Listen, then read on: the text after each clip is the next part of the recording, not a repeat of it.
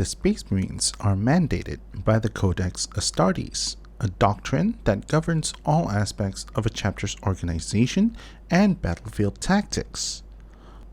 Although written and formalized by the Primarch of the Ultramarines, Roboute Guilliman, not all successor chapters would follow the Codex Astartes.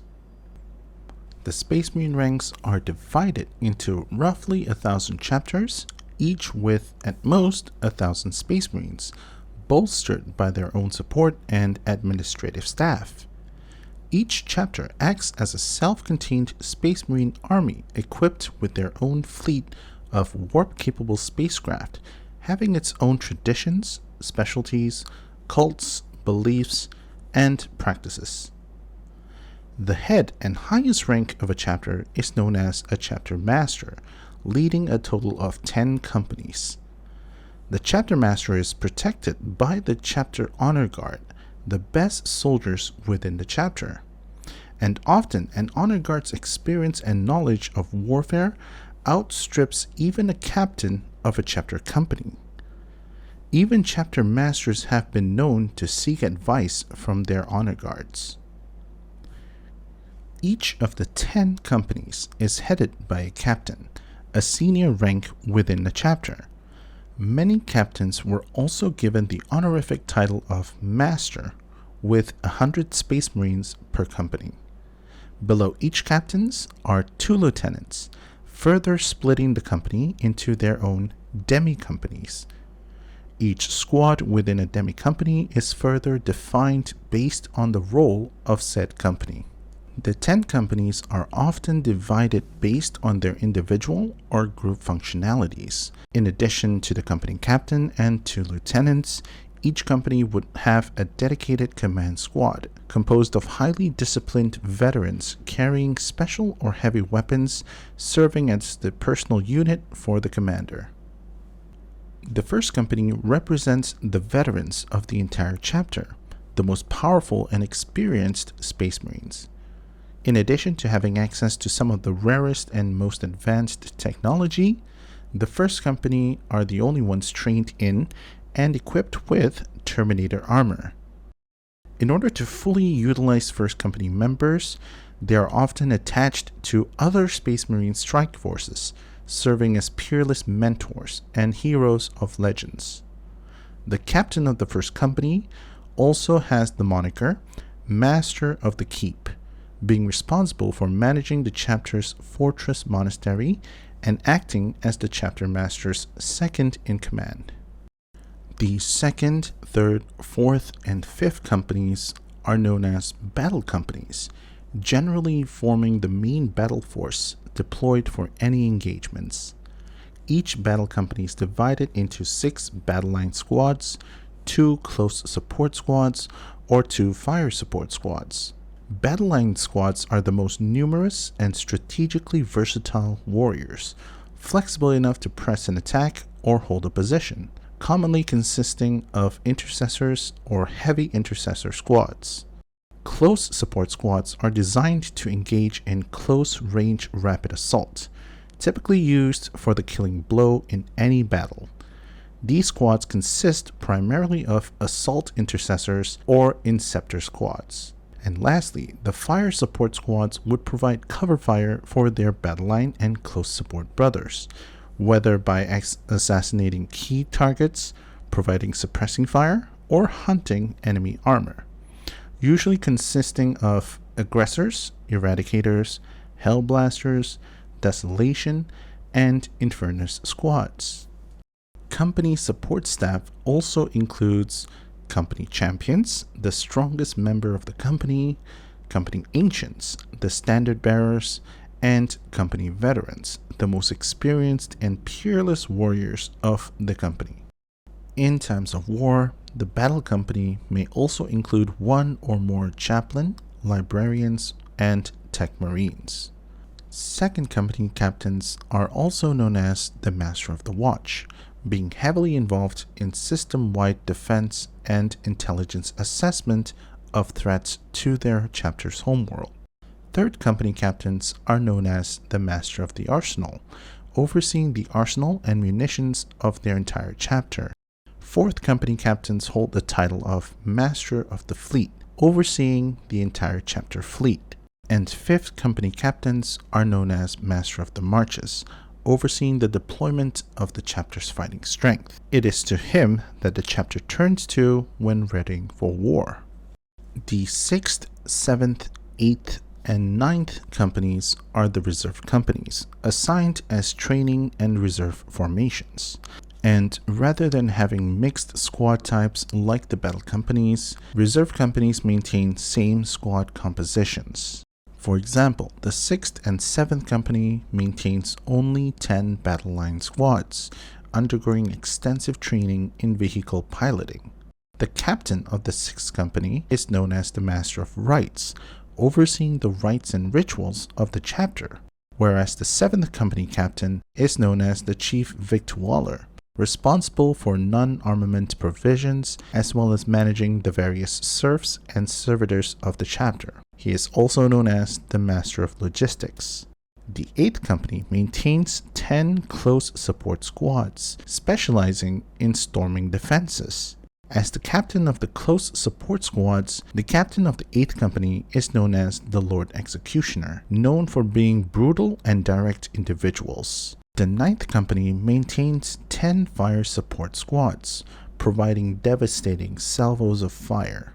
The Master of Relics leads the 9th company, an unmatched expert of long-range warfare. He also safeguards the chapter's many technological masterpieces and relics, bringing them to battle in times of need. And finally, we have the 10th company, also known as the Scout Company. This is the first company that all neophytes are assigned to, having passed the aspirant stage. Officers of the 10th company would closely observe members of the company and teach them the way of the bolter and blade. They would also learn how to pilot bikes and land speeders, all the while learning about battle concepts such as tactical withdrawals, target prioritizing, reconnaissance, and sabotage. The captain of the 10th company has 2 names, the Master of Recruits and the Master of Reconnaissance, overseeing both the newly recruited neophytes and scouts, while also overseeing the chapter's Vanguard Space Marines. Now, outside of the company level organization exists the Armoury, the Reclusiam, the Librarius, and the Apothecarion. The Armoury is an integral part of any Space Marines chapter, being responsible for the creation, maintenance, storage, and operation of the many Space Marine vehicles and weapons, led by a Master of the Forge. The Reclusiam is where the chapter's holy relics are displayed and where the chapter's ceremonies and rituals are performed, typically carried out by a senior chaplain with the title of Reclusiarch. Despite the Reclusiarch being the head of the Reclusiam, he is in fact not the spiritual head of the entire chapter. That role is filled by the Master of Sanctity, also known as a High Chaplain. The Librarium, or Librarius, is the command and communications center of the Space Marine chapter's Fortress Monastery, acting as a repository for the accumulated wisdom and history of the chapter's greatest warriors and finest minds. Most of the servants working within the Librarium are psychers, and those that are battle-ready are known as librarians. There are a total of 4 battlefield ranks of a librarian. These are, in ascending order, the Lexicanium, lowest rank given to those who have recently joined the librarians, whose primary duties are to create battle reports to submit to the chapter's records. The next rank we have the Codiciers. Their task includes evaluating the reports written by the Lexicaniums and finalizing them to be included into the Librarius. The third rank is the Epistolary, also known as the Chief Communications Officer, both on the battlefield and beyond. They can project their minds through the warp without the need to endure the soul-binding rituals, giving them the ability and freedom to coordinate attacks and battle orders. And finally, the strongest librarian within a chapter is known as the Chief Librarian. Being a master of the librarium, he would have full access to otherwise restricted parts of the librarium. Each of these librarians would enter battle with a wide range of psychic armaments. The librarian is also responsible for storing and maintaining the chapter archives, where many forbidden and dangerous secrets are often kept. And for some chapters, the librarian would act as a central control for their fortress monasteries' defense systems. And lastly, we have the Apothecarion, the Space Marine chapter's medical and bioengineering department. The most important duty of the Apothecarion is the preservation of the chapter's gene seed, the only means by which they may replenish their Space Marine ranks. This essentially makes the Apothecarion the lifeblood of the chapter. Staffed by a number of apothecaries and headed by a chief apothecary, they rarely take to the field of battle. Instead, their primary function is the maintenance of the various biovaults containing gene seeds ready for implantation. The monitoring of the gene seed is done with the utmost care, with the healthiest being kept and those that show signs of mutation being discarded to avoid contamination. The apothecaries are also responsible for the screening of new aspirants for any physical deficiencies before continuing on the process of creating new Space Marines, as well as maintaining the routine medical and surgical duties to ensure the chapter's Marines are in fighting shape. They also maintain vast memory banks that contain the extensive genetic history of their chapter. Despite rarely taking to the field for battle, each company would sometimes be assigned their own apothecary, being responsible for administering battlefield medical care, including emergency surgery. However, their duty in the field echoes that of the entire Apothecarion in general, the recovery and preservation of the gene seed from fallen battle brothers. These are removed and returned to the Apothecarion for the next recruit. Despite being the general standards within any Space Marine chapters, not all successor chapters would take kindly or would obey the Codex Astartes. The Ultramarines are of course the quintessential example, with most of their successor chapters regarding the Codex as a holy text to be followed without question. Other chapters, such as the Dark Angel's successor chapters, would make minor variations, allowing them differing methods of organization and ways of fighting.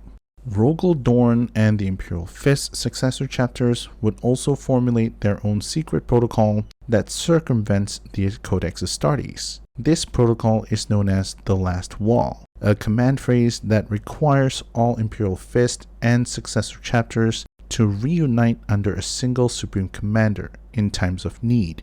And in the most extreme case, the Space Wolves are known to simply ignore the Codex as a whole and follow their own ways. For example, rather than dividing into 10 companies as mandated, each chapter maintains 12 great companies. Their system of organizational ranks would also differ from the Codex standards. And unlike the other Space Marine legions who have had multiple different successor chapters, the Space Wolves would be unable to create successor chapters due to the genetic instability of their gene seed. However, in recent times during the Ultima founding, this instability was all but resolved, with the Space Marines finally receiving their first stable successor chapters, the Ice Fangs, Moon Eaters, and the Wolf Spear.